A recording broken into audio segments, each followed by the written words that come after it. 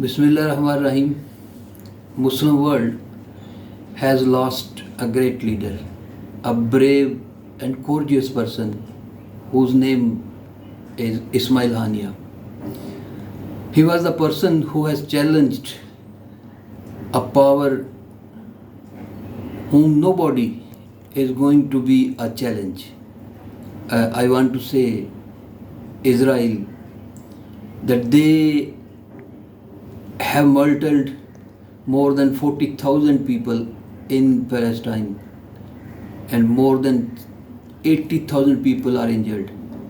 Buildings are no more, hospitals are no more, no one is there.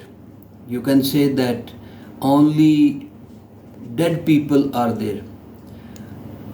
So his death, we can only say that we are sorry, Ismail Haniyeh, that this Muslim world cannot protect you.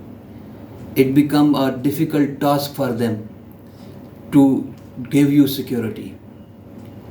Unluckily, his murder happened in Iran, who is a big rival of US and Israel, apparently.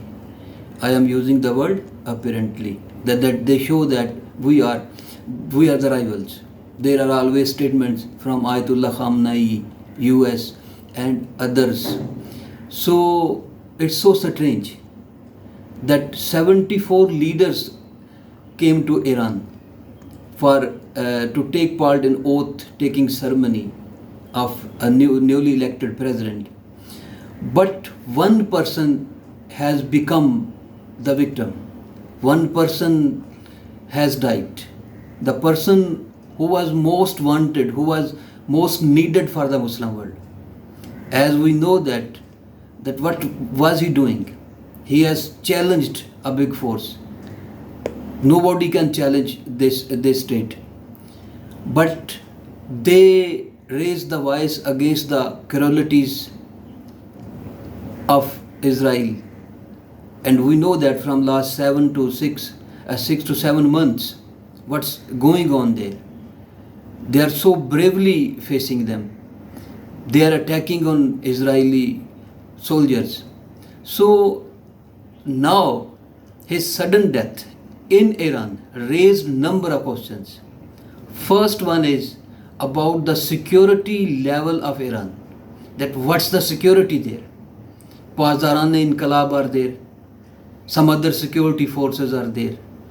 But unluckily they are remain completely failure to give this person the security.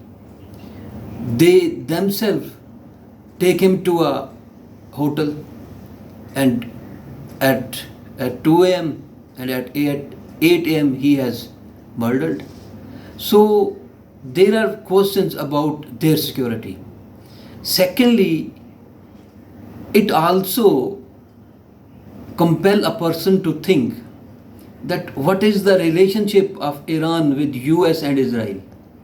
Although apparently they show that we are rivals. But now it proves that there is nothing. They are not rivals. They have interconnected to each other.